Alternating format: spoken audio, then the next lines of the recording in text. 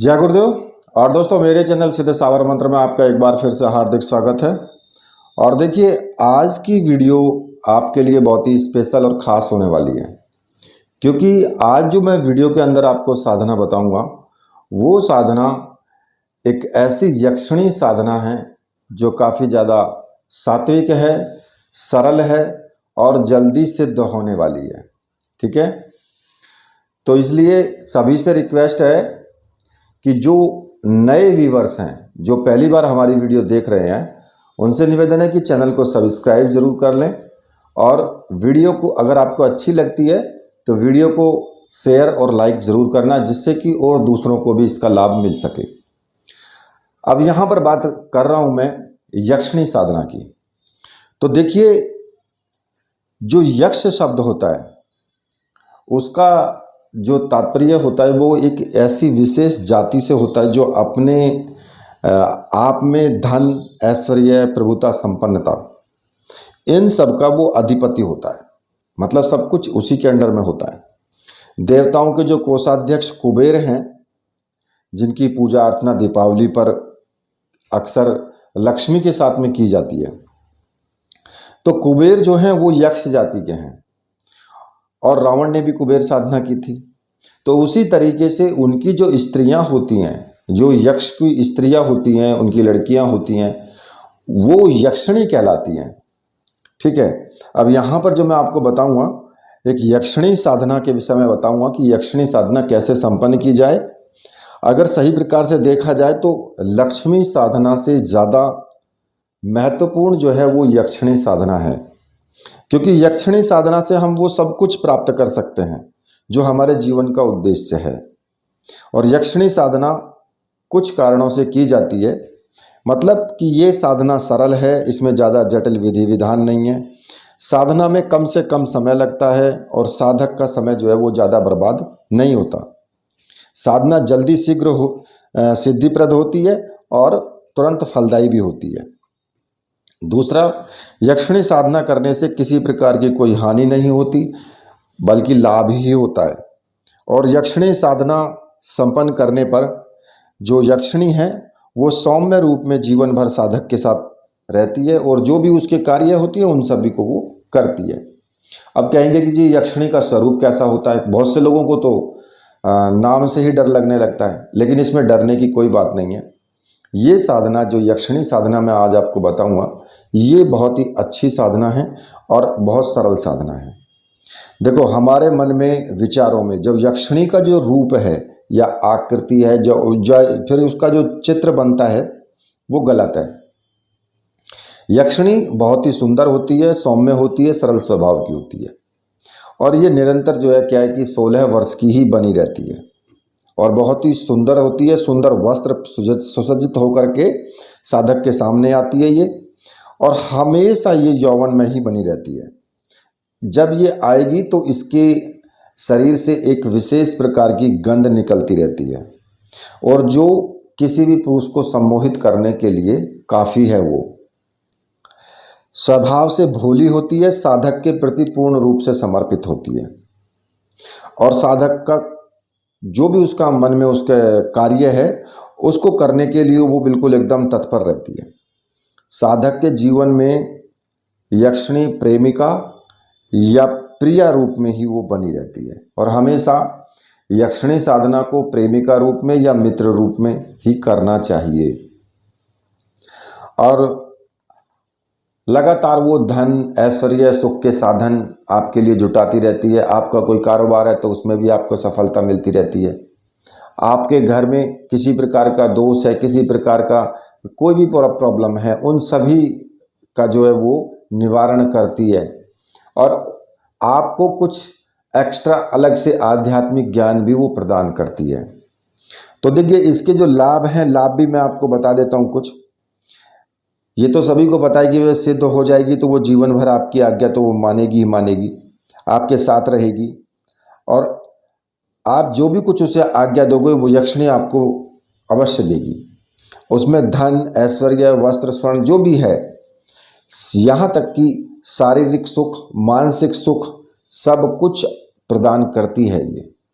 ठीक है, सलाहकार भी होती है ये, आप अगर निरंतर ये आपको सलाह भी देती रहती है कि भाई आप ऐसा करो, ऐसा करो, ऐसा करो, ठीक है। मुसीबत पड़ने पर तन मन धन सबसे सेवा करती है। अगर यक्षिणी आपकी सिद्धि आपको हो गई है तो शारीरिक मानसिक रूप से साधक जो होता है वो बलवान हो जाता है, ठीक है।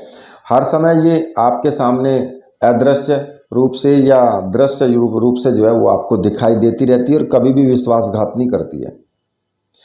किसी भी प्रकार की साधना उपासना करने वाला कोई भी साधक हो वो इसकी साधना कर सकता है, इसमें किसी प्रकार का दोष नहीं है, ठीक है। और जो साधक होता है इसका, उसे बुढ़ापा जल्दी नहीं आता है।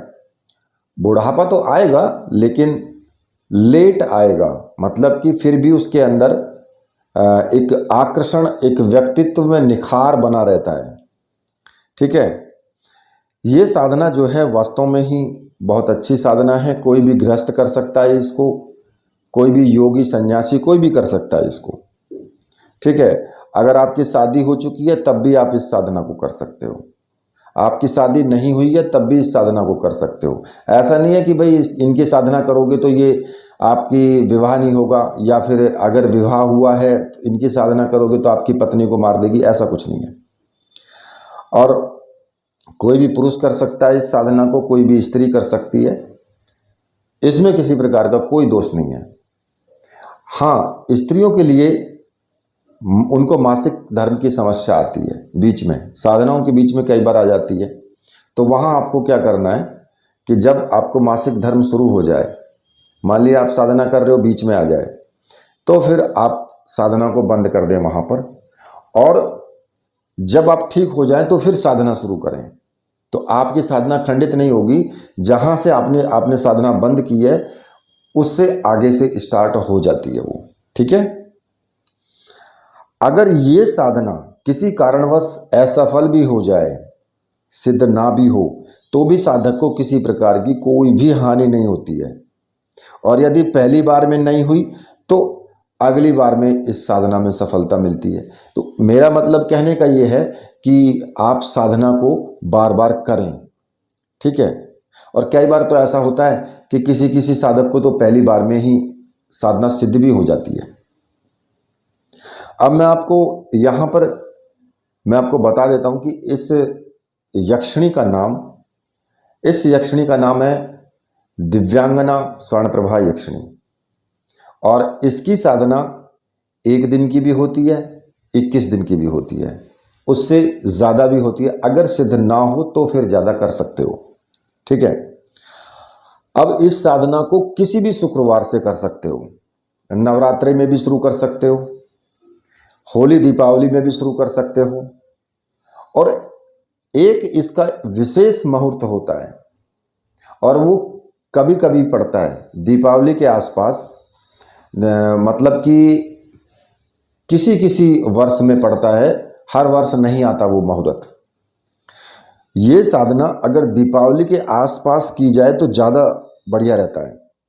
और मुहूर्त की दृष्टि से मैं आपको बता दूं कि जिस वर्ष भी प्रतिपदा को स्वाति नक्षत्र हो और प्रीति योग हो, अगर उस दिन, और ये दीपावली के दूसरे दिन होना चाहिए, मतलब दीपावली के दूसरे दिन हो, अगर उस दिन इस साधना को किया जाए तो वास्तव में साधना सिद्ध होती है फिर, ठीक है।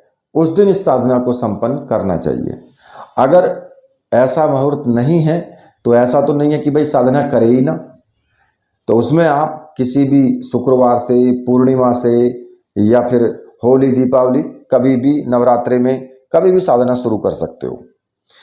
अब इस साधना को शुरू करने के लिए आपको जो विशेष सामग्री की आवश्यकता होगी वो मैं आपको बता देता हूं।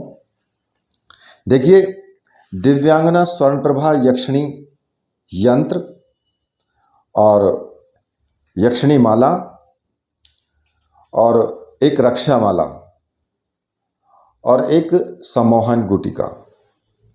तो देखिए, ये जो 4 सामग्री हैं इसकी, ये चारों सामग्री मंत्र सिद्ध और प्राण प्रतिष्ठा युक्त होनी चाहिए। और आपको अगर ऐसी सामग्री चाहिए तो मैंने व्हाट्सअप नंबर दिया हुआ है, वहाँ से आप मुझे व्हाट्सअप कर सकते हैं और वो सामग्री आप प्राप्त कर सकते हैं। सामग्री आपको 100% मिलेगी, इसमें संशय करने की आवश्यकता नहीं है। और यहाँ पर मैं आपको एक चीज़ और बता दूँ कि देखिए, इसके यंत्र जो होते हैं वो 2 प्रकार के आते हैं। एक ताम्रपत्र पर यंत्र होता है, ठीक है, और एक होता है ताबीज़ के आकार का यंत्र। अब वो आपकी इच्छा है कि भाई आप कौन सा यंत्र आप लेना चाहते हैं और कौन से यंत्र पर से आप जो है करना चाहते हैं साधना को। तो अगर आप ताम्रपत्र वाला यंत्र लेते हैं तो उस दृष्टि से मुझे आपको जो है बताना होगा कि आपको ताम्रपत्र वाला यंत्र चाहिए या फिर ताबीज वाला चाहिए, क्योंकि थोड़ा सा रेट का अंतर है। ताबीज़ वाले यंत्र का प्राइस के साथ में सामग्री आएगी तो फिर उसमें थोड़ा ज़्यादा होता है, क्योंकि उसमें ताबीज़ वाला यंत्र होगा, माला होगी, रक्षा माला होगी, सम्मोहन गुटिका होगी, ठीक है, उसका रेट थोड़ा ज़्यादा है। और ताम्रपत्र वाला जो है उसका रेट थोड़ा कम है इन चारों चीज़ों का, ठीक है, केवल यंत्र का अंतर है बस। अब जिनको भी चाहिए ऐसी सामग्री वो मुझे कृपया लिख करके दें कि अगर ताबीज़ वाला चाहिए तो। अगर ताबीज़ वाला नहीं चाहिए, अगर किसी ने नहीं लिखा तो मैं उसको ताम्रपत्र वाला का ही बताऊंगा, ठीक है। ये चारों सामग्री जब आपको प्राप्त हो जाएं तो इसके अलावा थोड़ा सा कुमकुम होना चाहिए, एक जल का पात्र हो, थोड़े चावल हो, केसर हो, पीला आसन और पीली ही धोती आपकी होनी चाहिए साधना करने के लिए, ठीक है। अब रात्रि में 10 बजे के बाद आपको अपने पूजा घर में या फिर एकांत रूम, अगर आपके घर में एकांत कमरा है तो उसमें साधना करें, लेकिन किसी को भी आपको बताना नहीं है साधना के बारे में, और ना ही आपको ये बताना है कि आपको क्या क्या अनुभव हो रहे हैं, ठीक है। रात्रि के 10 बजे आप साधना कक्ष में नहा धो करके चले जाएं, पीली धोती धारण कर लें, पीला आसन बिछा लें और सामने चौकी पर पीले रंग का वस्त्र बिछा लें और अपना मुख, यानी तुम्हारा जो मुख है वो उत्तर दिशा की तरफ होना चाहिए, ठीक है।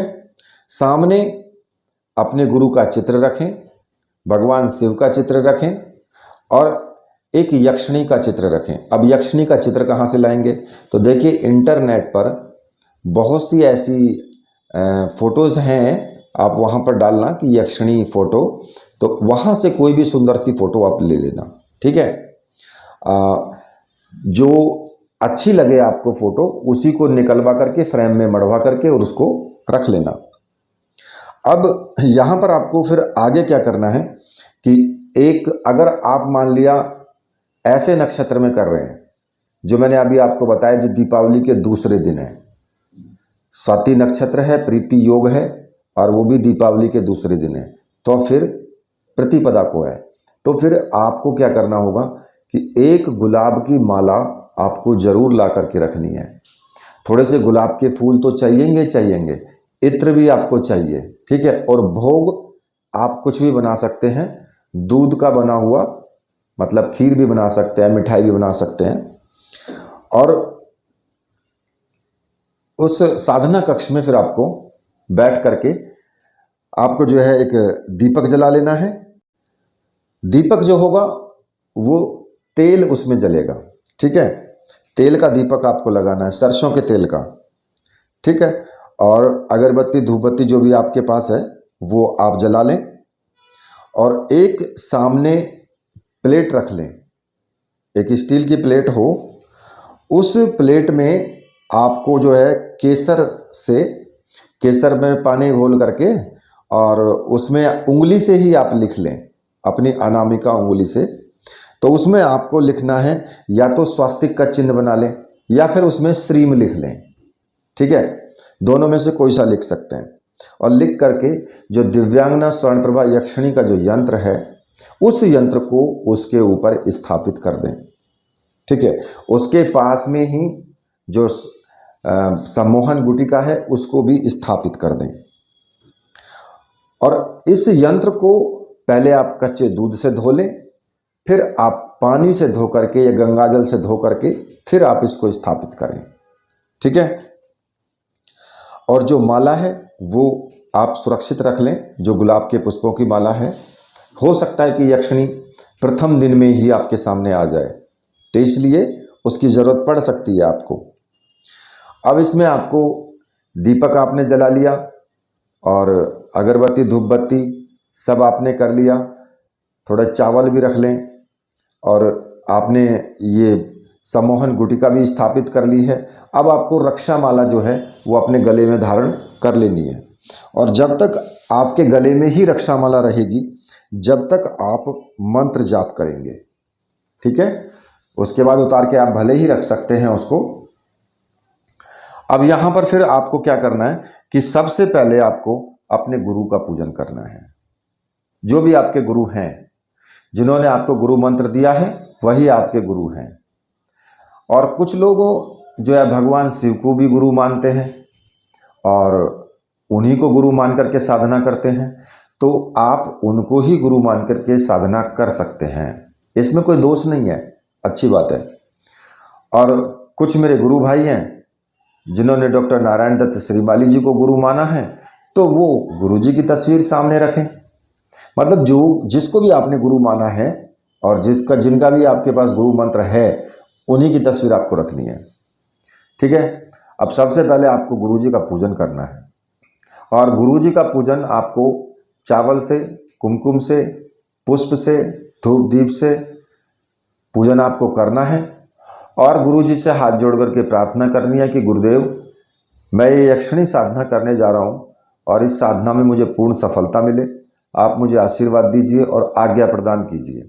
और मन ही मन उनसे आशीर्वाद लेकर के और फिर आपको गुरु मंत्र का एक माला का जाप जरूर करना है, और वो आप रुद्राक्ष की माला है आपके पास में तो उससे कर सकते हैं।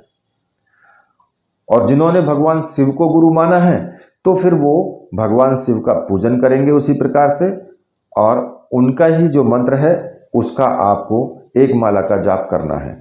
अब अगर आपने डॉक्टर नारायण दत्त श्रीमाली जी को गुरु माना है तो फिर आपको ओम परम तत्वाय नारायणाय गुरुभ्यो नमः इस मंत्र का आपको एक माला का जाप करना है। और अगर आपने भगवान शिव को गुरु माना है तो फिर ओम नमः शिवाय इस मंत्र का आपको एक माला का जाप करना है, और आप इसका रुद्राक्ष की माला से ही आप जाप कर सकते हैं, ठीक है। अब इसके बाद में आपको क्या करना होगा, एक रक्षा विधान करना होगा। थोड़े से चावल उल्टे हाथ में लेकर के और सीधे हाथ से सभी दिशाओं में चावल फेंकते हुए आपको मंत्र जाप करना है। ओम असर्पंतु ये भूता है भूमि संसिता, ये भूता है विघ्नकर्तास्ते न सुनतु शिवाज्ञा, अब कर्माणांतु भूतानि पिशाच सर्वतो दिशम सर्वेशम विरोधेन पूजा कर्म समारंभे। इस मंत्र का आपको जाप करते हुए सभी दिशाओं में चावल फेंक देने हैं। इससे क्या होगा कि आपके चारों तरफ एक सुरक्षा चक्र बन जाएगा, जहां तक वो चावल चले जाएंगे वहां तक कोई भी नेगेटिव एनर्जी आपके पूजा के जहां पूजा कर रहे हैं वहां पर प्रवेश नहीं कर पाएगी। ना ही कोई सर्प आ पाएगा, ना ही कोई बिच्छू आ पाएगा, ना ही कोई भूत प्रेत पिशाच कोई नहीं आ पाएगा। उनको सबको शिव की आज्ञा यानी शिव की सौगंध लगी हुई है, तो ये चीज़ें नहीं आएंगी, ठीक है। हाँ, यक्षिणी आ सकती है, और इसमें एक ध्यान और करना कि आपको कोई भी ऐसा सुरक्षा घेरा नहीं लगाना है कि जो यक्षिणी उसमें घुस ही ना पाए, ऐसा नहीं लगाना है। आपको कभी आप लगा दें कि हनुमान जी का सुरक्षा चक्र अगर आपने लगा दिया तो वो यक्षिणी वहाँ कोई नहीं आएगा फिर। तो इसलिए ऐसा सुरक्षा चक्र नहीं लगाना है, जो मैंने बताया है उसी का इस्तेमाल आपको करना है।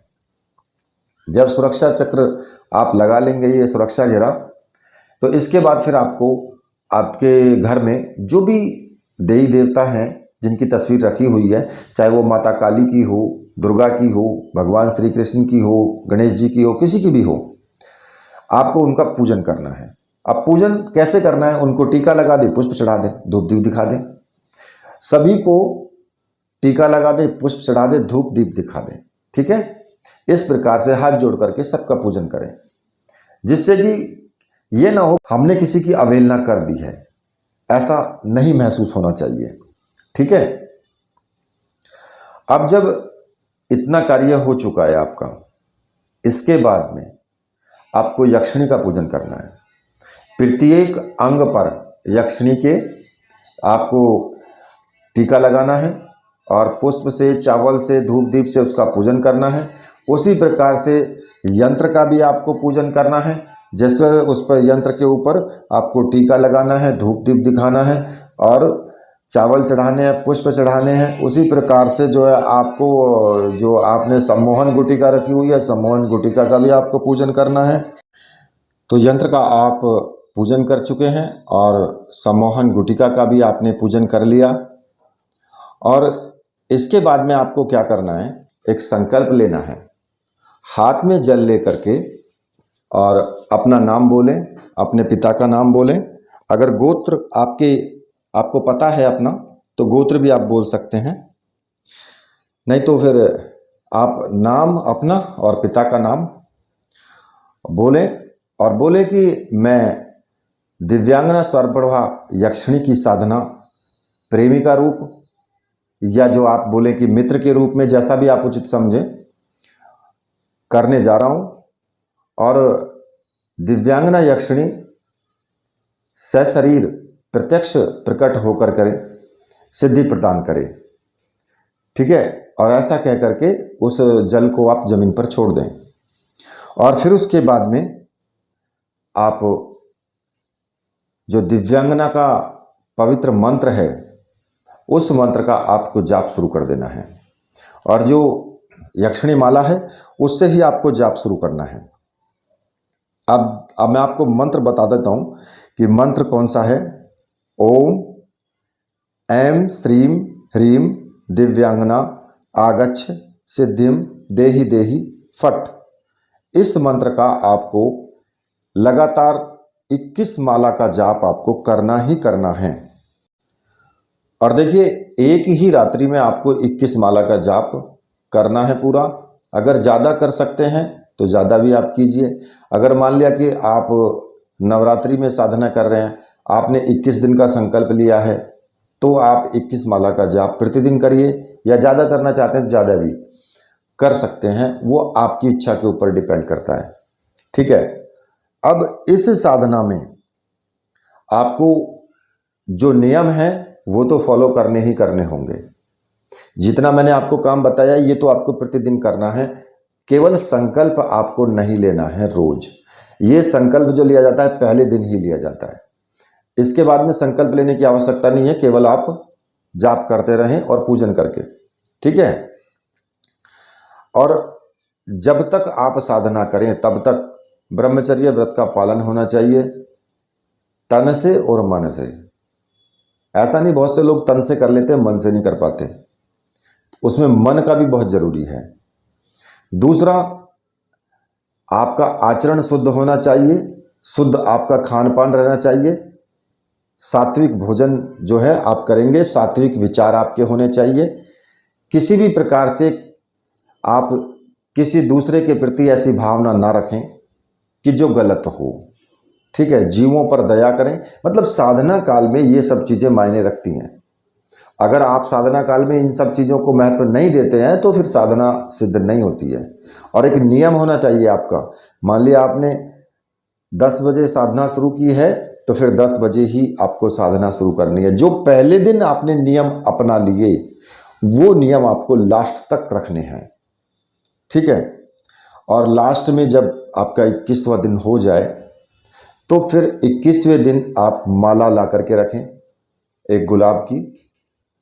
और अगर आप दीपावली के आसपास, जो मैंने बताया था प्रतिपदा के दिन जो है आप कर रहे हैं, तो उसमें आप उसी दिन माला ला करके रखेंगे। और जैसे ही आपको लगे कि मंत्र जप पूरा होने के बाद में जब यक्षिणी के आपको प्रत्यक्ष दर्शन हो, या ऐसा आपको अनुभव हो कि पास में ही कोई ऐसी षोडशी दिव्यांगना आकर के बैठी हुई है, तो आपको उसके गले में वो पहले से लाया हुआ जो हार है, माला है, वो आपको डाल देनी है। और उससे वचन ले लेना है कि दिव्यांगना यक्षिणी उसके वश में रहेगी और जीवन भर जो भी आज्ञा देगा उसका पालन करेगी। जब वो आपको वचन दे दे तो फिर आप साधना को संपूर्ण समझें। और फिर अगर आपने ताबीज के रूप में यंत्र लिया हुआ है, आप उस यंत्र से साधना कर रहे हैं, तो फिर आपको क्या करना है कि उसको पीले धागे में पिरो करके उस ताबीज़ को, और अपनी जो है बाह में आप उसको बांध लें, दाहिनी बाजू में उसको बांध लें, या गले में भी धारण कर सकते हैं उसको। ऐसा ज़रूरी नहीं है कि बाजू में ही बांधना है, गले में भी धारण कर सकते हैं उसको, ठीक है। और जब आप ऐसा कर लेंगे तो आपको पूर्ण सिद्धि प्राप्त होगी। और अगर ताम्रपत्र वाला यंत्र है तो फिर आप उसको पूजा घर से निकाल करके माला को और यंत्र को एक पीले रंग के कपड़े में लपेट करके और उसको कहीं भी ऐसी जगह रख दें कि जहां कोई उसको छू ना पाए, लेकिन होनी चाहिए शुद्ध जगह, साफ जगह रखें। अपने संदूक में, ब्रीफ केस में, किसी चीज़ में भी आप उसको रख सकते हैं, और यदा कदा उसको निकाल करके उसका फिर दोबारा से पूजन साधना कर सकते हैं उससे, ठीक है। अगर साधना पहली बार में सिद्ध नहीं होती है तो फिर इस साधना को कई बार रिपीट कर सकते हैं और इसी सामग्री से कर सकते हैं। ऐसा जरूरी नहीं है कि अलग से सामग्री लेनी पड़ेगी, इसी सामग्री से करें। और अगर मान लिया कि साधना करने में अनुभव नहीं आ रहे हैं तो लगातार साधना करें। फिर आप ये ना देखें कि 21 दिन होगा या 21 दिन की ही मुझे करनी है, 21 दिन का वेट नहीं करना है, उसको छोड़ दीजिए 21 और 22 को, आप लगातार साधना करो, ठीक है। बीच में गैप ही मत करो। और आप भाव से साधना करोगे तो जरूर आपको दर्शन भी होंगे, अनुभव भी होंगे। अगर भाव नहीं होता है, व्यक्ति का प्रेम नहीं होता है, तो फिर उसमें आपको नहीं होते हैं दर्शन, ना ही अनुभव होते हैं। तो उसमें विचलित होने की आवश्यकता नहीं है, ठीक है। ये साधना करें और आपकी प्रत्येक मनोकामनाएं इस साधना को करने से पूर्ण होती ही हैं, ठीक है। तो ये जो साधना है बहुत अच्छी साधना है, इस साधना को आप जरूर करें। इसी के साथ मैं वीडियो को यहीं पर समाप्त करता हूँ। मेरे साथ बोलिए, बोलिए वीर बजरंगबली हनुमान जी महाराज की जय। बोलिए मेरे परमहंस गुरुदेव की जय।